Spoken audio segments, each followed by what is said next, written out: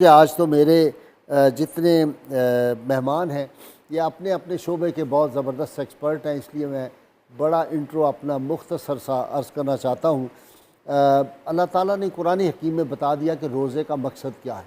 या अय्युहल्लज़ीना आमनू कुतिबा अलैकुमुस्सियामु कमा कुतिबा अलल्लज़ीना मिन क़ब्लिकुम लअल्लकुम तत्तकून। ए ईमान वालो, तुम पर रोज़े हमने इस तरह फ़र्ज़ कर दिए, इसलिए फ़र्ज़ किए तुमसे पहली कौमों पे भी ये फ़र्ज़ किए गए थे ताकि तुम मुत्तकी बन जाओ, तुम तकवा इख्तियार कर लो। और मैं तकवे का मतलब ये समझता हूँ वो तमाम जो अहकाम हैं, जो फ़रामीन हैं रसूलुल्लाह सल्लल्लाहु अलैहि वसल्लम के, उन पे अमल करना और जिन चीज़ों से आप सल्लल्लाहु अलैहि वसल्लम ने और अल्लाह की ज़ात ने रोका है उनसे रुक जाना, ये जो इख्तियार कर ले वही तकवा है। इसकी बड़ी डेफिनेशंस हैं मुख्तलिफ, लेकिन एक आरिफ की बड़ी खूबसूरत बात मुझे पसंद आई।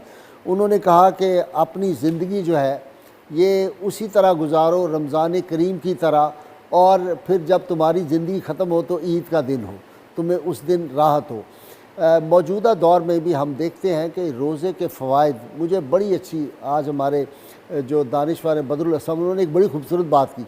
कल मुझे कहने लगे कि बात यह है कि हजूर सल्लल्लाहु अलैहि वसल्लम ने जो कुछ फरमा दिया है, क़यामत तक दुनिया आज ना माने कल मान जाए, कल ना माने परसों।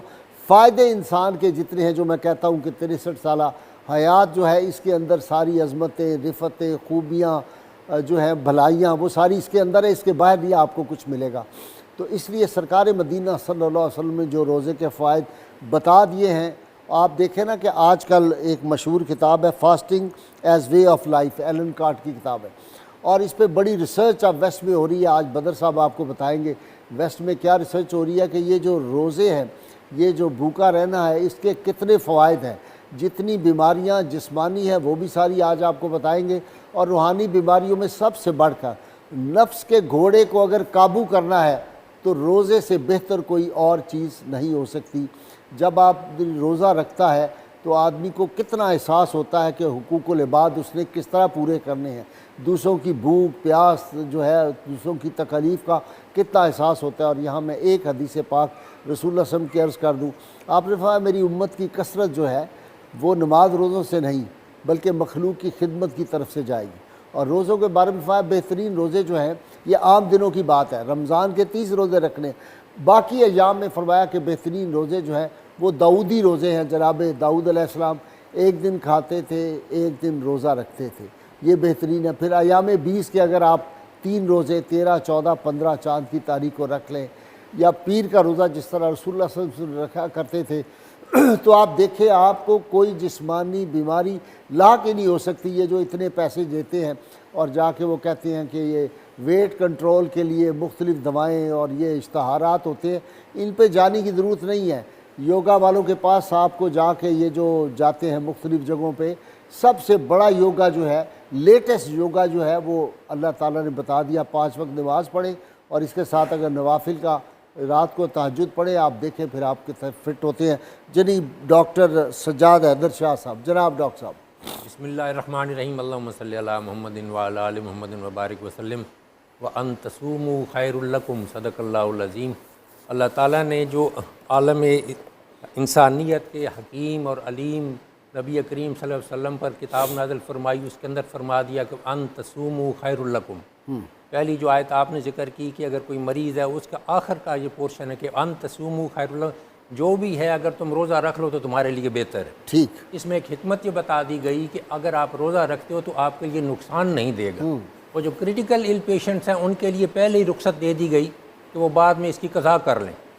जिसके कहा गया कि मरीज़ है या कोई सफ़र वाला नहीं रख सकता तो आदमी कज़ा कर, लेकिन टोटल छूट उनके लिए भी नहीं है। तो कमिंग बैक जो आपका आज का टॉपिक है, इसके अंदर आजकल देखें हेपेटाइटिस और इन्फेक्शस डिजीज़ के बाद जो तीसरी बहुत ज़्यादा कॉमन बीमारी है वह डायबिटीज़ मेलाइटस है। पाकिस्तान के अंदर भी तीसरे नंबर पे आ गई है और वर्ल्ड वाइड भी ऐसी। और उससे पहले एक कंडीशन होती है, उसको कहते हैं परी डायबिटीज़, यानी डायबिटीज़ शुरू होने से पहले की जो कंडीशन है, जो अलामात हैं आपको ज़ाहिर होना शुरू हो जाती हैं। उसके अंदर एक सिंपल टेस्ट करते हैं HbA1c, जिसकी रेंज 5.7 से लेकर 6.4 तक है। ये अगर इसके अंदर आपका फॉल कर रहा है तो आप परी डायबिटीज़ के अंदर आते हैं। ठीक। और ये क्यों होती है कि आपकी इंसुलिन रेजिस्टेंस बढ़ना शुरू हो जाती है, यानी आप खाते हैं बार बार इंसुलिन रिलीज होने के बावजूद वो इंसुलिन काम नहीं कर रही होती, रेजिस्टेंस जिसको कहते हैं, ठीक। तो उसके अगेंस्ट मुदाफ़ियत बन गई बार बार रिलीज़ होने की वजह से। तो इसको रोकने का बेहतरीन तरीका पूरी दुनिया के अंदर एक पहले एक्सरसाइज कराते हैं इंटरमीडिएट फास्टिंग, यानी कुछ अरसा के लिए दिन का 6 घंटे 7 घंटे आप कुछ ना खाएं, ठीक। सिंपल पानी भी पी ले, बाद में कहते हैं नहीं पानी भी ना पिए, इतना पानी का स्टोर है कि जो आपका कवर कर जाएगा। जैसे आप सिंपल सुबह शुगर के टेस्ट करवाते हैं ना, डॉक्टर साहब कहते हैं कि 10 से 12 घंटे का आपका फास्ट होना चाहिए। सिंपल मिसाल दे रहा हूँ, इसके ऊपर किसी ने गौर नहीं किया कि 12 घंटे का जो फास्ट है उसके वक्त आपकी शुगर का एक बेस लाइन लेवल चेक किया जाता है। तो आप 12 घंटे का देखें, आजकल रोज़ा कमोबेश 13 घंटे का है, तो 12 घंटे के बाद आपकी शुगर लेवल भी एक बेस लाइन पे आई होती है। वो लेवल जब चेक किया जाएगा उसको हम बेस बना के किसी मरीज़ को कहेंगे कि आप डायबिटीज़ की तरफ जा रहे हैं या आपको होने वाली है, तो आप एहतियात शुरू कर दें। एहतियात में सबसे पहले यही कहा जाता है कम खाना पीना या खाना पीना ख़त्म किया जाए किसी पेशेंट। उसके बाद 12 घंटे 13 घंटे के बाद जब आपको भूख महसूस होनी शुरू होती है उस वक्त खाना लिया जाए। ये जो बेजा खाना होता है हर 2 घंटे बाद, हर 3 घंटे बाद। सब एक सवाल बताएं, इस वक्त जो रेस्टोरानों के इफ्तार आते हैं वो 3000 से 5000 रुपये इफ्तार का है, इतने पैसे दिए हुए वो हम पूरे ना करें, आप क्या करते हैं? देखिए सेहत से बढ़ के तो 3000 रुपये या 4000 नहीं है। जब हम बता रहे हैं कि ये वाली चीज़ें बार बार आप खाएंगे तो आपकी इंसुलिन रेजिस्टेंस बढ़नी शुरू होगी, आप परी डायबिटीज़ की तरफ जाओगे, फिर आपको डायबिटीज़ मेलाइटस फुल ब्लोन या पूरी बीमारी की शक्ल में आ सकती है।